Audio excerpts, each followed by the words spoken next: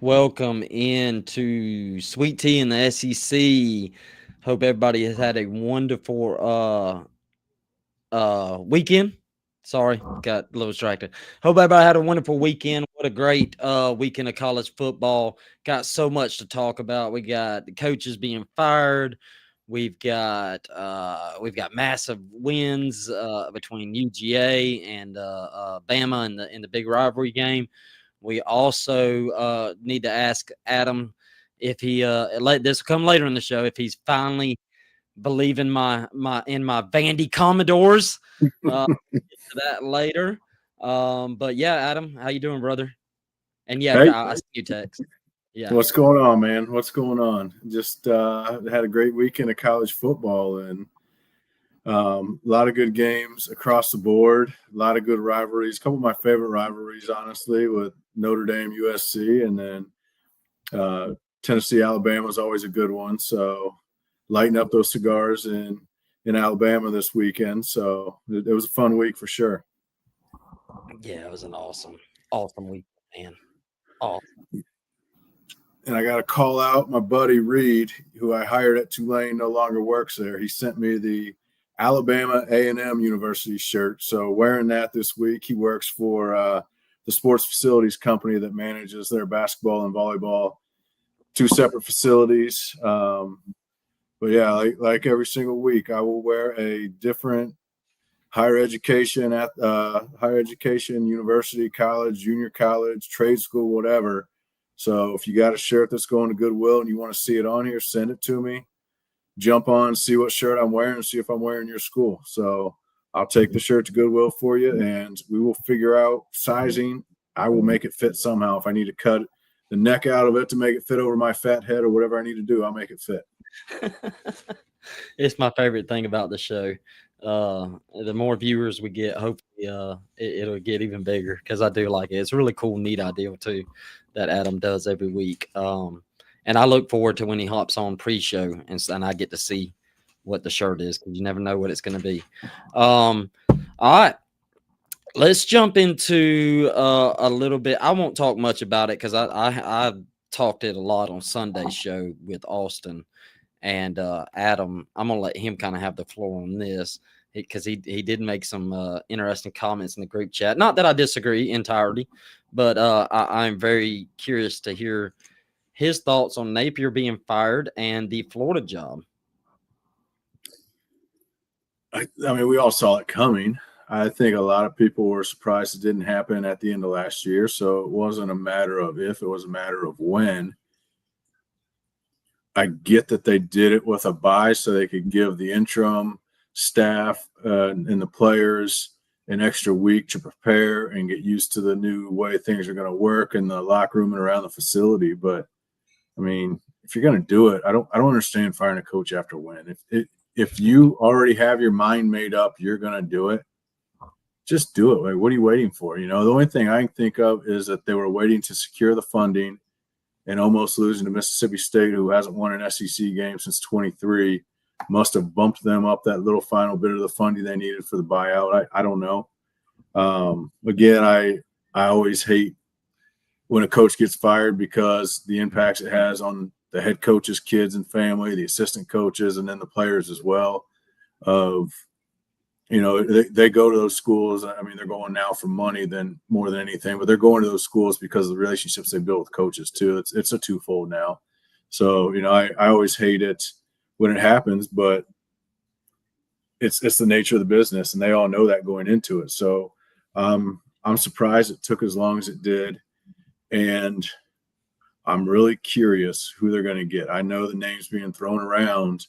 They're shooting for the moon, and I could see Gruden taking it just because he's said many times he wants to get into the SEC and coach. I don't, we've seen how Bill Belichick has worked out at North Carolina, who's been an NFL guy his majority of his career, especially only as a head coach. I don't know if Gruden has any college background. I'm sure he does somewhere along the way, but not as a head coach. And I don't think that's the route they want to go.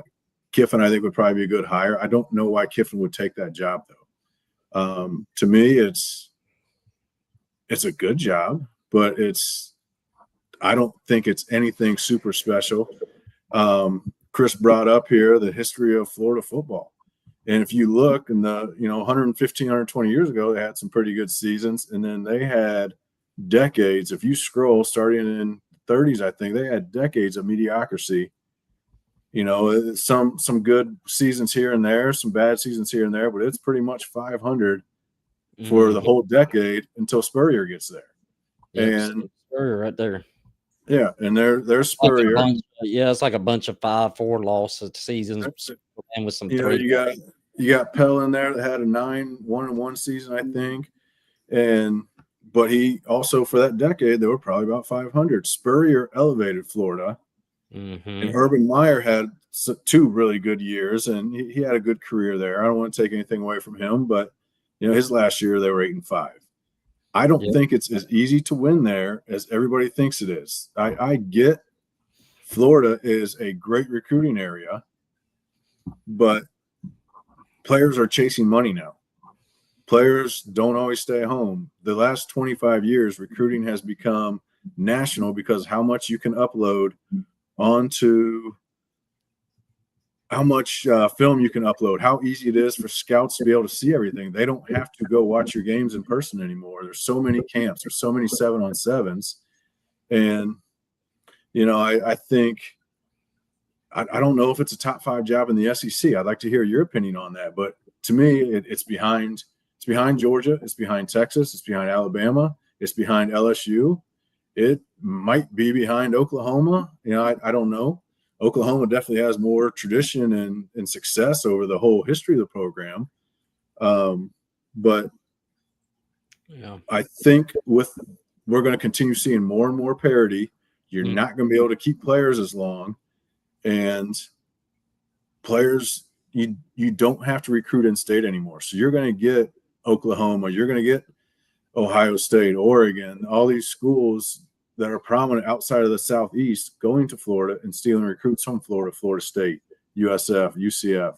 So it is a great recruiting area. They do have great resources, but so do a bunch of other schools. I think I'm surprised in a lot of ways, but when people ask which job is better, Penn State or Florida, the best opening, how many people just automatically say hands down Florida because they have a better recruiting base? Yep. And that might have meant something in the 80s. It doesn't mean nearly as much now as what it used to. So I'm really curious who they're going to get. I don't have as much to say, obviously, as why he was fired or what we're expecting because we all knew it was going to happen. Where would you rank the job in the SEC? I mean, after you said that, I kind of agree with you, to be honest with you, because, I think Texas is a better job. Georgia's a better job. I'm actually a little higher on the LSU job than most people. That's a great job. Yeah, I think it's. I've made the case that I thought LSU was the best job in the country, because just because of, and I ain't trying to go down a rabbit hole what the best jobs is, but I'll just make a quick point on LSU. Is I just think that 3 different head coaches have won a national championship there, and when you name them, you got Nick Saban, Les Miles, and Ed Orgeron. One of those is not like the others, and I love Edo and I love Les Miles, but it's. I'm not saying it's easy to win a national championship there, but you can win a lot at LSU. I think it's one of the better jobs in the country. But I agree with you. I think, I think it would be 5th. I mean, 5th or 6th. Yeah, you could make a case for somebody else like Oklahoma, like you said. And I think right now the SEC has been the best conference in the nation for probably 20 years. I think right around 2005, they started that run in 2006 with Florida is when it kind of shifted. And the Big Ten is catching up, but they're not there yet. And I think at the top of the conference, the Big Ten's top 3 can compete with the SEC's top 3. This year, even more so than last year, I think the SEC is deeper. I think the Big Ten's a little top heavy this year. So that's why I think right now Penn State's a more attractive job. You're going to have pretty much unlimited money at either school. You might even have a little bit better money at Penn State.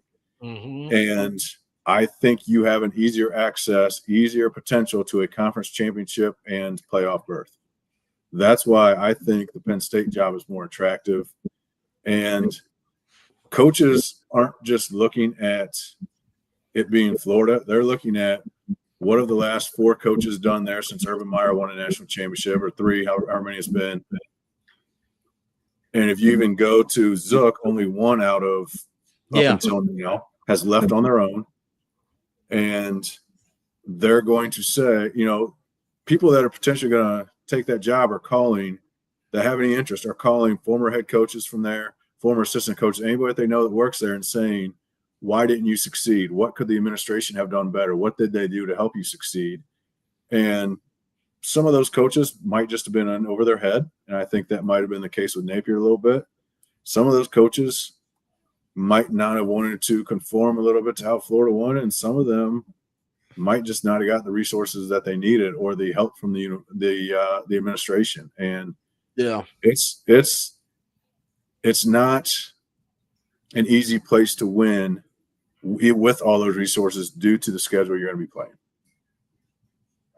Yeah, no, I'm with you, and I love your Florida take, and that's probably like the most spiciest I've heard Adam on the show. And since I've kind of met him on the internet, usually pretty chill, calm guy, but you came in with the spice today on Florida, man. I love it, and I don't necessarily agree. You said you weren't feeling well, and you needed something me to bring up the energy. So there you go. That's right. I'm definitely going to clip that one. It's going to be awesome. We're going and by no means, I don't want to be taking out kind. Florida is still a very good job. It is still a very good job. But with that being said, there's some of these names that are being thrown out there that are doing a very good job at conferences that, aren't the SEC or the Big Ten, and don't want to go. They're very comfortable knowing they'll easily win 10 games a year and have access to the playoff. And that's not always going to happen in Florida. Yep. Just because of how deep the conference is. It'll be fascinating to see. I'm really fascinated to see what happens there. All right, let's get into recapping some games. Texas A&M 45, Arkansas 42. That was that offense you were talking about, man. Yeah, man. Do you leave concerned any on the Aggies defense, or was it just or have am I just right in that Arkansas's offense is just really dang good? I think it's a little bit of all the above. I think you have an interim coach that put in a little bit different wrinkles that probably weren't there when he was only the offense coordinator. He might have gotten the defense to change philosophy slightly as well. Mm-hmm. And was able to get a little bit of breath of fresh air in the game plan that Texas A&M probably didn't see or wasn't prepared for. And the players also might have a renewed sense of being and want to play for Petrino instead of playing for who they probably knew was a lame duck coach. He might be breathing a breath of fresh air in them. Yeah, I also think there is a little bit of concern with A&M's defense. Yeah, that's what I was thinking. Yeah, I think you're right.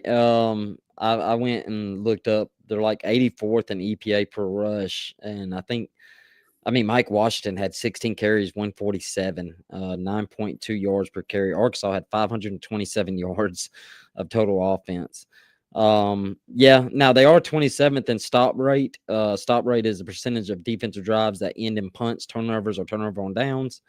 That's not low, but it's not super high. So I'll be curious to see how the season progresses. Well, we're already almost done with the season, to be honest. Yeah.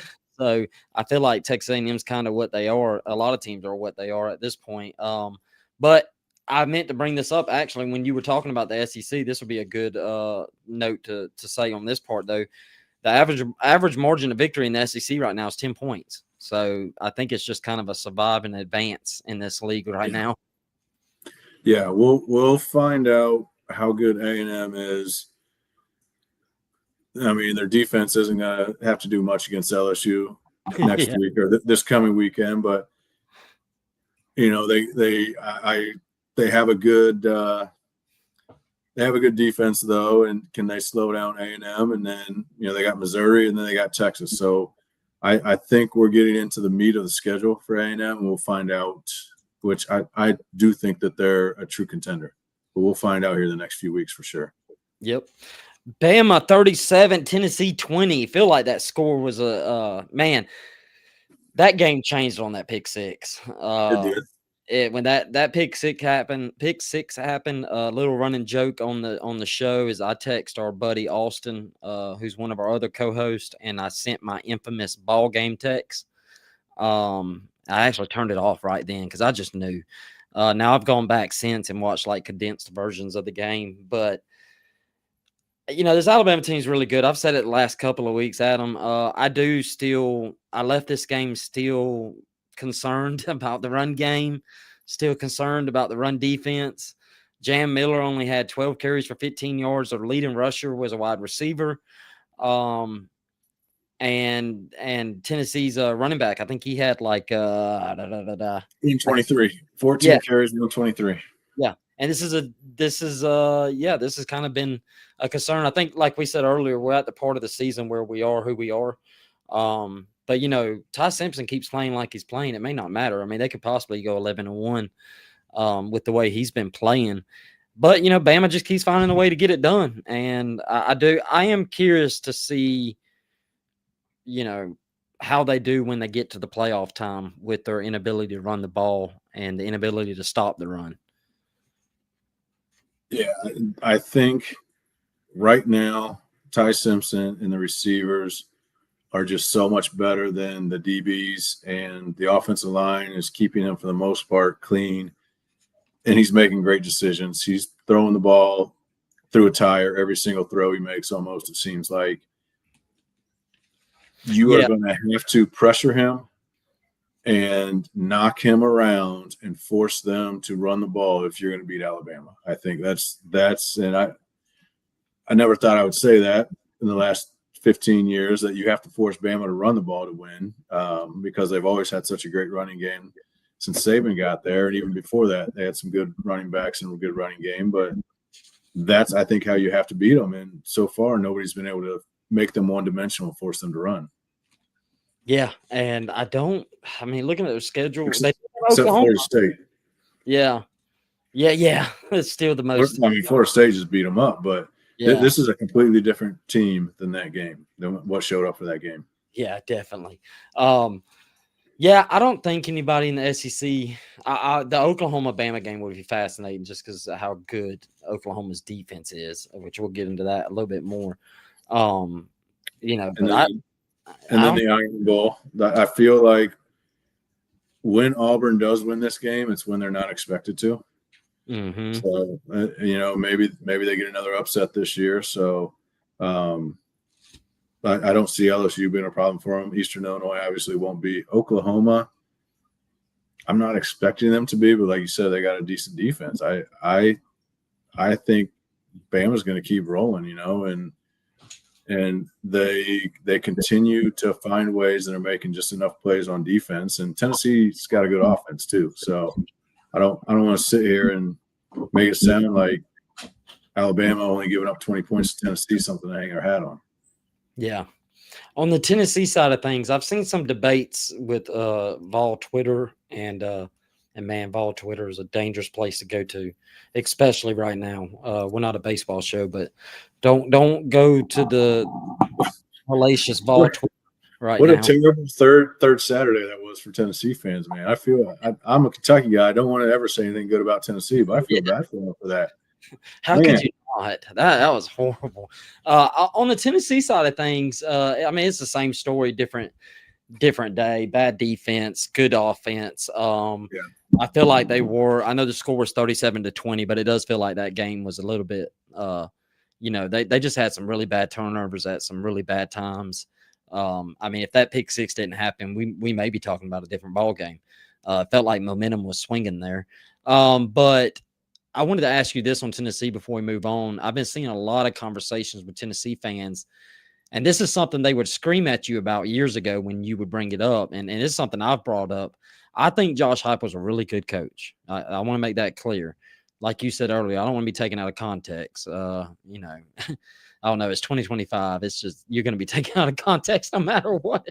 But I've always made the case that I think Josh Heupel is a really, really good offensive coach, really good head coach.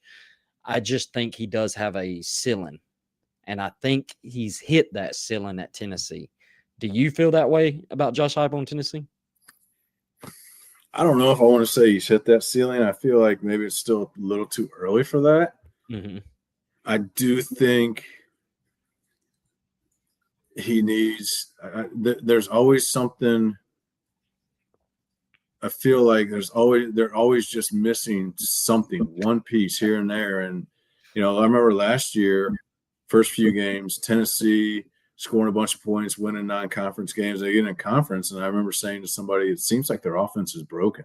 Mm-hmm. And it might have been with all the background noise that Nico had at that time, you know, his dad trying to get more money before the season ended and all that. I don't know. Something just didn't seem right this year. You know, it seems more like their defense is not what it needs to be able to win in the SEC. There's always one thing missing. I don't think anybody should give up on him yet. Mm-hmm. You know, the SEC is a tough place to coach. It is. And Nick Saban ruined a lot of fan bases' expectations because everybody thinks playing in the playoff and winning championships like Alabama did on that run is what they should be doing every single year. And that was an anomaly. That's not the norm. And everybody's starting to think that. And now that everybody's donating high dollars to these players and expecting it, I think that's why we have so many coaches fired right now. You're preaching to the choir, brother. I have said that for years. I remember when Georgia won its first national championship in 2021. And the sentiment among Georgia fans was we were fixing to go on a Nick Saban Bama run. And I said, buddy, you'll be lucky if we win another one ever again. Like, you'll be lucky if you win another one ever again. Like, soak in 2021. Now, I didn't know at the time we were going to win a second one, but I told people after 2022, because then, of course, that just like strengthened their argument. But I was like, I'm telling you guys, this may be it. Like, you may win two. Like, Kirby's not, I feel confident saying Kirby's not going to win 7 or 8. And that's not because Kirby's a bad coach. I mean, he's currently, as it stands right now today, the best coach in college football. But I don't think he's going to win 7. And I think you're exactly right that Nick Saban, I said this before, I took it a step further. I've said Nick Saban has ruined college football. And look, he was just doing his job. You can't knock him. I mean, that's what he was paid to do: win games, win championships, and he did that, and he's the GOAT. But the expectations that he has put, like that fans now have because what they see what Nick Saban's done is just so unrealistic. And it's why I don't get too bad at Georgia games anymore, because it's like I've waited my whole life to see my team win a national championship. They won 2, and I'm fine. Like, I mean, like, and also before we move on, go look at guys like Steve Spurrier, Bobby Balvin, Tom Osborne, you know, the legends of the games. Most of them had, like, you know, other than Woody Hayes and Bear Bryant, but most of them had like 1, 2 national championships in their career. You know, so yeah, anyway, you about got me on a rant because that I've been saying that for years. I was here for it. But all right. Time for me to see if Adam finally is joining the train. Vandy 31, LSU 24. Are you on the Diego and Clark Lee train now, Adam? They're a good team. I've never said that they weren't, but you didn't. I think I did pick LSU to win that game, and I was wrong. Yeah. I told you I thought LSU would get just enough points and they would win a low 20s to mid 20s game. And they scored 24 points. They were right at that mark I thought they would get. I was surprised their defense didn't get more stops. But Pavia is a difference maker, man. He is a dynamic quarterback. He makes plays with his feet. He makes plays with it through the air. And I've said this over and over. He's got that it factor that mindset. Looking at his stats, they're not anything special. He threw for 160 yards, 1 touchdown. He ran for 86 yards and 2 touchdowns. That's kind of that's a pretty decent game for a quarterback to run, but they did enough. They kept LSU's defense off balance, and then LSU's offense just is not very good. No. They're not very good at all. Oh, I will say I'm starting to believe more in Vandy. I am starting to believe more, but they got Missouri, Texas, and Tennessee still on the schedule. So we'll see what comes out. But Texas is starting to look worse. Then, every week I feel like I'm less impressed with Texas. They barely squeak one out against Kentucky. And Missouri, I don't really know what to expect of them. So it's not going to surprise me if Tennessee or if Vandy goes to Tennessee and plays Knoxville with only 1 loss on their record.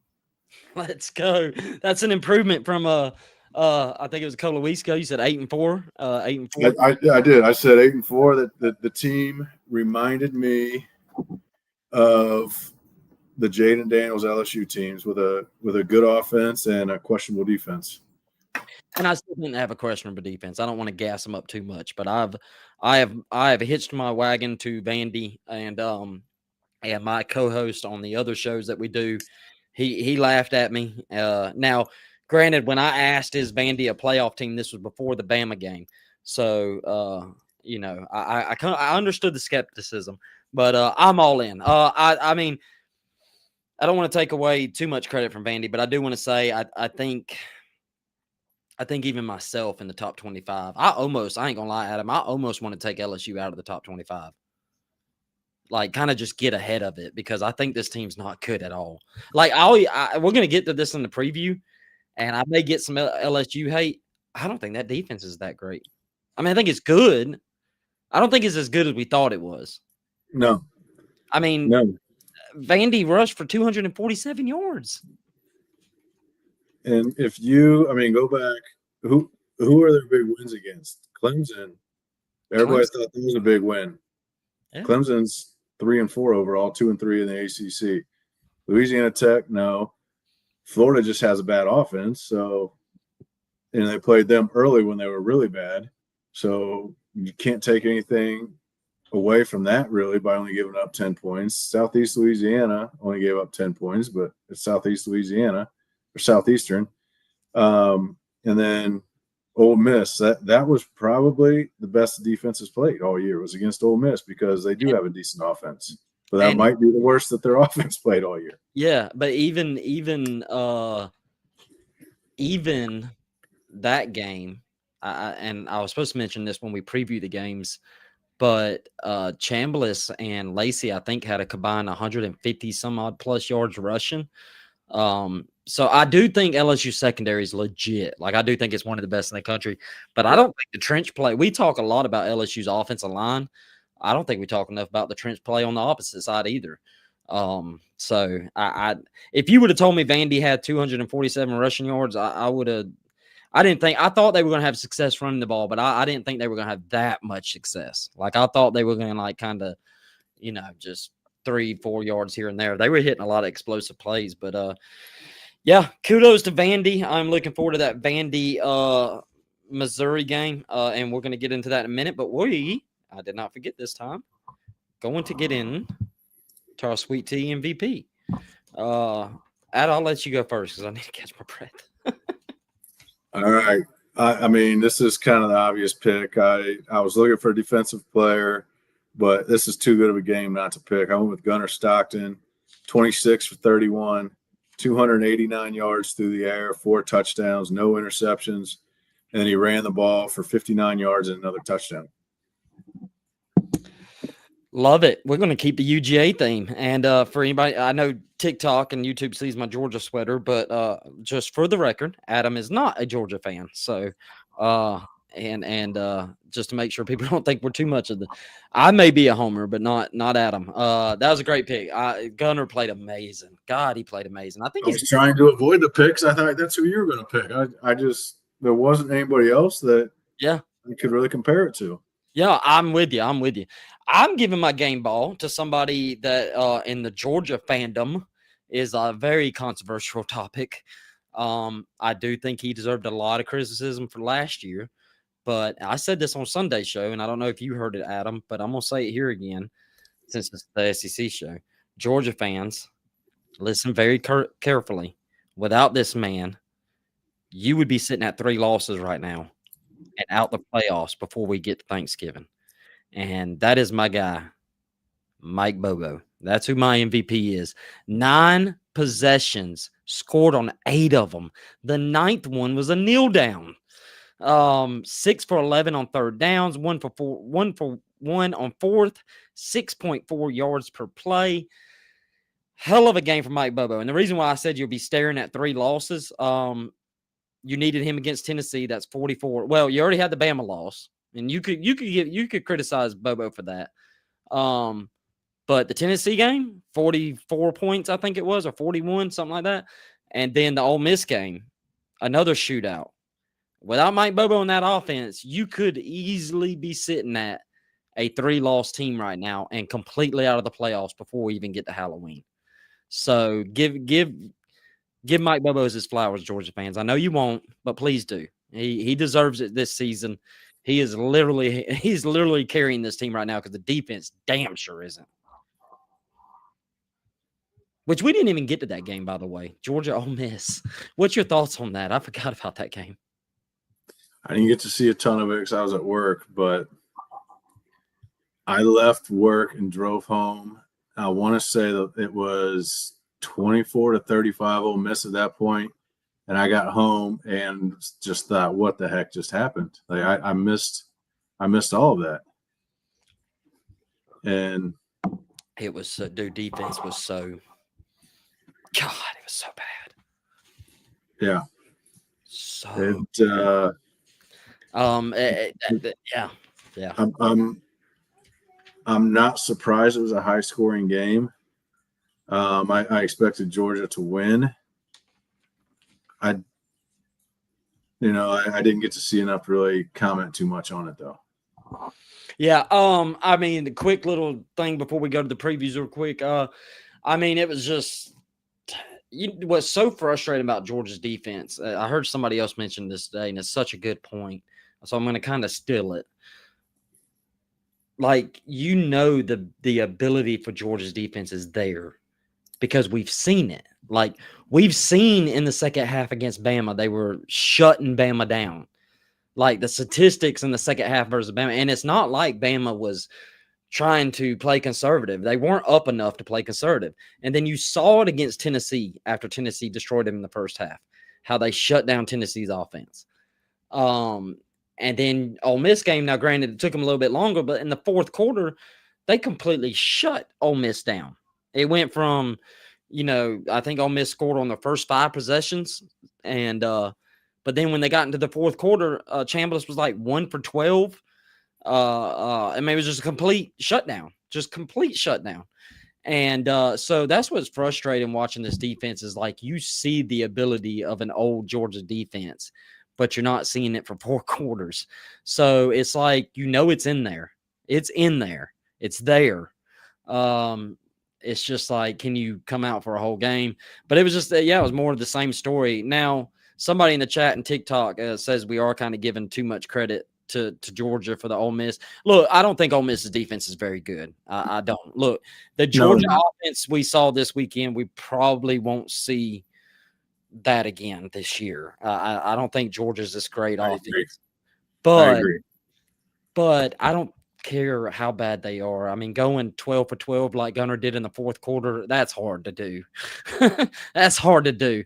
And scoring on 9, that's hard to do. So they deserve their flowers for that. But we can also acknowledge that Ole Miss's defense is probably the worst in the SEC, or one of the worst in the SEC. So, Chris, we did get a question in the chat. Yeah, go Dogs, MSU. He wanted to know how long we think Jeff Levy's going to be at Mississippi State. Oh, good question. I mean, he's one of those. I hate to say that. I do think if he if he goes to a bowl game this year, which he improves him from like 2-10 to like 6-6, which is going to be hard to do because they got a tough remaining schedule. And then if he just keeps having an improvement, I mean, I could see him there for 3 to 4 years, 5 years. I think I don't know if they're going to a bowl game because they got I don't Texas, either. they got You're Texas, Arkansas, Georgia, Missouri, and Ole Miss left. That's probably 4 losses there. If he can get to a bowl game, he's buying himself more time. If he goes winless in the SEC 2 years in a row, I think that might be the end of the run for him at Mississippi State. Yeah. It's they started with promise, beating a decent Arizona State team, probably a little bit overranked at 12 when they play, but they're still a decent team. And then just hasn't been very good since. They've been close. They just keep they gave that game against Florida away a little bit. So I'm not going to form a too strong an opinion on him yet. But this day and age, when there's no patience left with coaching, if he does not make a bowl game, and definitely if he does not win an SEC game, that's 2 seasons in a row without winning an SEC game. That's going to be a hard pill for that administration to swallow. Yeah, I agree. Let's get into the previews. Missouri at Vandy. Vandy's favored by 2.5. I'll just go ahead off the rip. I'm picking my Vandy boys. I've lost a lot of faith in Missouri, Adam. I think the quarterback, the second game, he had a 2 interception game last week for the second game in a row. He's completed under 60% of his passes 2 games in a row. I just don't think Missouri has much of an offense, vertical passing game. I think it's kind of the Mod Hardy show. I do think, LSU couldn't expose it because LSU couldn't run on an elementary squad right now. But they can get Vandy in the run game because Vandy is not great at stopping the run, statistically, at least advanced stats wise. So I'll be curious. That matchup I'm very curious with because I would probably try to keep the Vandy offense off the field, maybe slow down the game, kind of make it the Mod Hardy show. But that's kind of Missouri's offense. It's just like it's all on Ahmad Hardy, and you've seen against Auburn last week. That was a tough defense, and that game was close because they just couldn't get anything going offensively. And I don't have much faith in Missouri's offense, Adam, at all. I don't either. Pribula, I never pronounce his name right. I mean, he's got 11 touchdowns and 7 interceptions this year. I don't feel like I see a lot of explosive plays out of them. And I have felt like I just felt like they were right on the edge for a lot of games. Auburn, Alabama, they were on the edge of potentially winning. South Carolina, that could have gone either way. I'm not convinced that they are as good as what their record says they are. I know you are what your record says you are, the famous NFL coach saying that, but I feel like they've maybe won a few games they maybe shouldn't have. Yeah. And so I like Vandy in this game. I think it's going to be close again, though. And Vandy pull away late in the fourth quarter. I do think it'll be close because Vandy's offense we've talked about before. They're super efficient, but they're not super explosive. They're an offense that stays ahead of the chains. Get the 5-6 yards at a time. Which is similar to Missouri, but I like Vandy better as a team. Yeah, I think Diego is probably going to be the difference maker, in my opinion. Yeah. I think he'll be the difference maker. Awesome that game day. I know people are kind of tired of game day going to the SEC, and I get it. But I think we should try to pay less attention to the SEC part of it and the fact that Vandy has a college game day going to them, which is really, really cool. Ole Miss versus Oklahoma. Oklahoma, I think, was favored 5.5 or 4.5 last I had checked. This game is pretty massive for both teams, in my opinion. To me, you got one really bad defense versus kind of like an okay offense. In 4 SEC games, Ole Miss has given up 23, 35, 19, and 43 points. Between Arkansas and UGA, Adam, which I would say the best offenses they have faced, which isn't saying much with UGA, but the best offenses they have faced, a total of 18 drives and only one forced punt. Wow. Yeah. Now, Oklahoma's offense isn't like, they're not lighting the world on fire. It's me and you talked about this 1,000 times. It's the Napier show or not. It's like Napier or bust. He's still kind of recovering from that hand surgery. He plays YOLO ball, so he gets away with a lot of stuff that you're not going to get away with against really good defenses. But Ole Miss isn't a really good defense. No, and they ran the ball a little bit better last week. Granted, it was against South Carolina, but Napier didn't have that big of a game at all. But I don't know if it was the play calling. I didn't see this game at all, but I don't know if it was play calling or if it was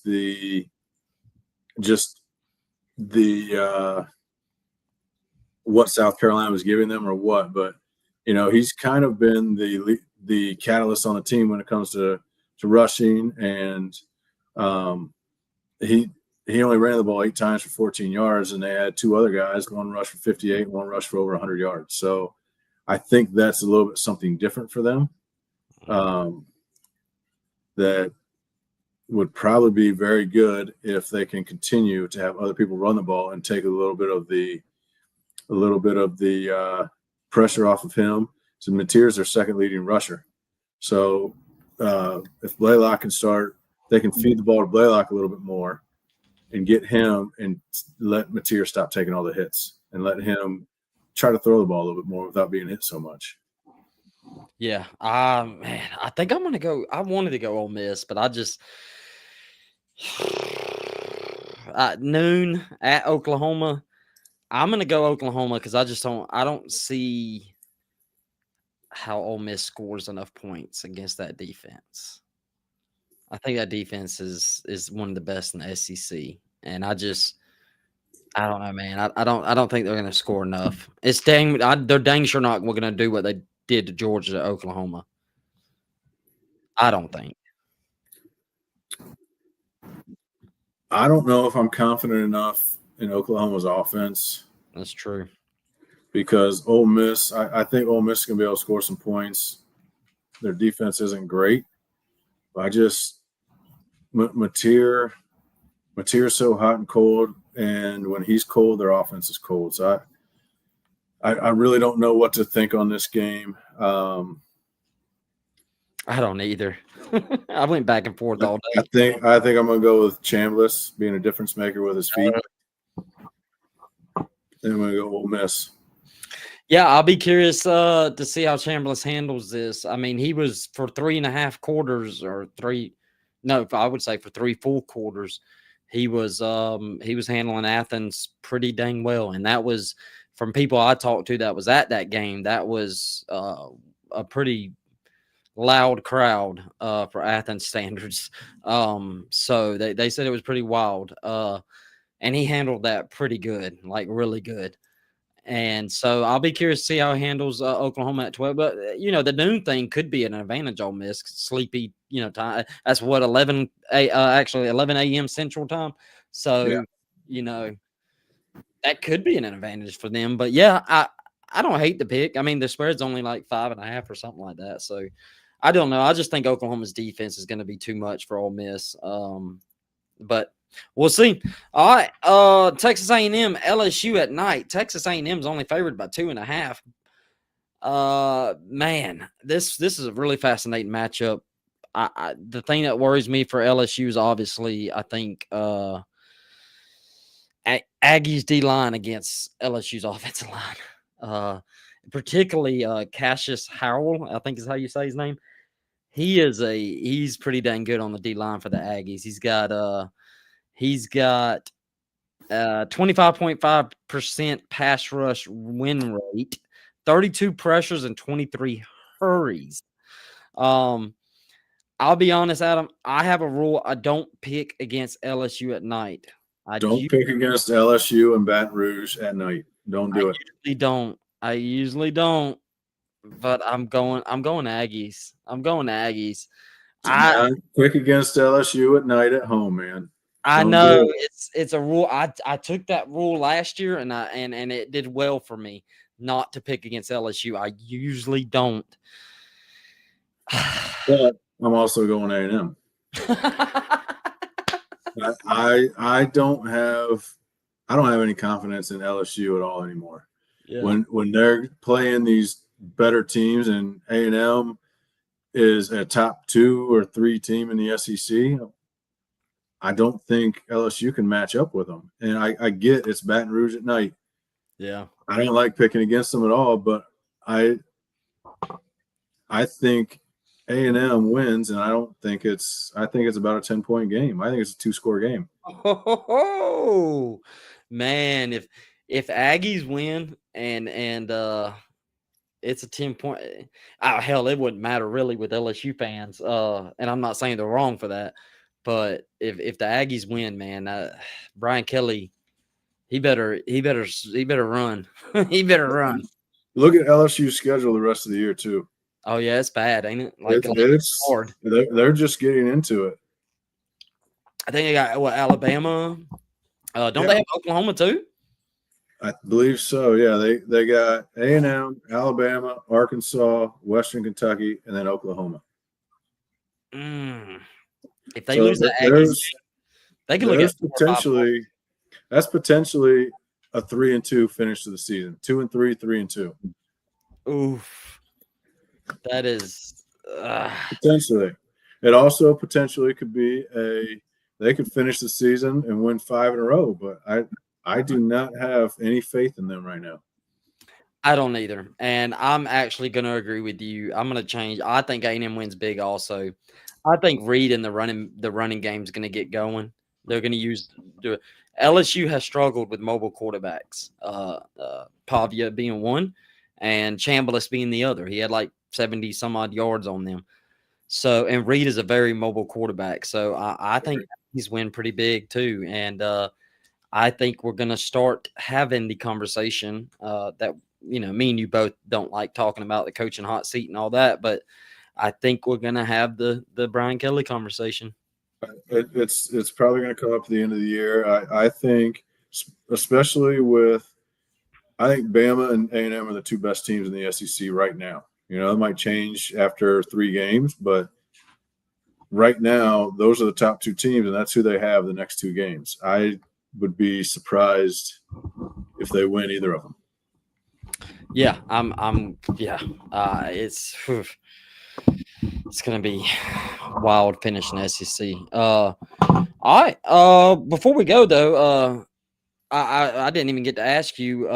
You're a Kentucky man. What was your general thoughts on the Kentucky-Texas game? Man, I thought y'all had it. Just heartbreak after heartbreak with Kentucky, man. These last few years been rough. It reminds me back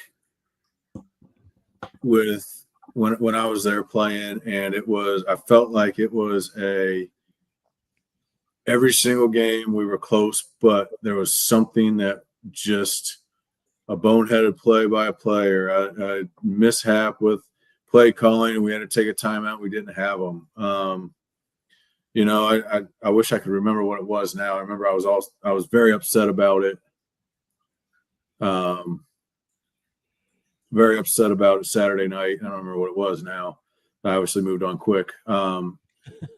But I think it was clock mismanagement at the end of the game where they could have done something different. And, it was the 4th down play call. I had no problems, absolutely no problems going for it on 4th down. You have nothing to lose. You're playing the preseason #1 team that everybody thinks is going to wipe the floor with you. And 3rd and 4th down, you run the same play. Just run a freaking quarterback sneak. I do not get that at all. I would have done some sort of play action and bootleg or roll the quarterback out on 3rd down and giving him give him the chance to run if there's nobody out there. But they were on the 3-inch line, 4th and goal, and they hand the ball off 2 yards deep on basically the exact same play they got stuffed on right before. And that had me more frustrated than anything. You know, I had a bunch of my Kentucky roommates and friends text me, "Why don't you kick it, go to overtime?" You are expected to lose the game. They were expected to lose the game by a significant amount. Texas has one of the best kickers in the nation. Shoot your shot. Yeah. I like the fact they took their shot. They just I did too. They took it from a bad spot on the court. Yeah. You Yeah. know, I didn't like the play call either. And I could be wrong here. I feel like there was something goofy with their missed field goal too. They missed a field goal earlier in the game, and I feel like something weird happened with the kicking team was late getting onto the field or something. People watching in the audience, let me know if I'm wrong on that. It's something that it happens so much with special teams or coming out of timeouts where they then get a delay game or something. It's just there's been the last 2 years. I hate saying bad things about Kentucky, but it's been very frustrating. I really like Mark Stoops. He's taken Kentucky to heights that they hadn't seen in many, many years. Something changed at the end of the 23 season. I believe they were coming off a win over Louisville. I know it was the week that they played Louisville. Thank you very much. Go Dogs, MSU. Thanks for watching. I appreciate you being on. But something changed when there was rumors about him taking that A&M job, and they haven't been the same since. I don't know if he checked out at that point. I don't know if players checked out. You know, he's got almost a whole new roster at this point, the way the portal works. But the last 2 seasons have been very frustrating. And I was very hopeful last year when they beat Ole Miss to start the SEC play. I was very hopeful, you know, this year, and it's just been one thing after another where things don't go the right way. And, you know, maybe he can finish the season strong. I don't even know if they get to a bowl game at this point. Finish the season strong and then rebound next year. You know, they got Tennessee this weekend, and that's not going to be an easy game. Their defense is decent. They defensively play well enough to win some of these games that they're not winning, but they can't score any points. Their offense is just not good. They've ran the ball decent a few games, but it's not consistent enough, and the quarterback play is, you know, they haven't had a quarterback that they recruited starting since I think Lynn Bowden, who came as a wide receiver, and now they have a true freshman quarterback starting who they did recruit, but he's a true freshman. They didn't expect him to play. So, you know, they're between a rock and a hard place, and I hope whatever Mitch Barnhart decides at the end of the year, and, you know, whatever direction they go, I hope the best for him. I'm going to keep cheering for him. You know, it's 5 years of my life I spent on those practice fields and doing what I could, and it's really hard to see. Watch this after having so much hope to finish the 2010s and start the 2020s on the direction I thought the program was going.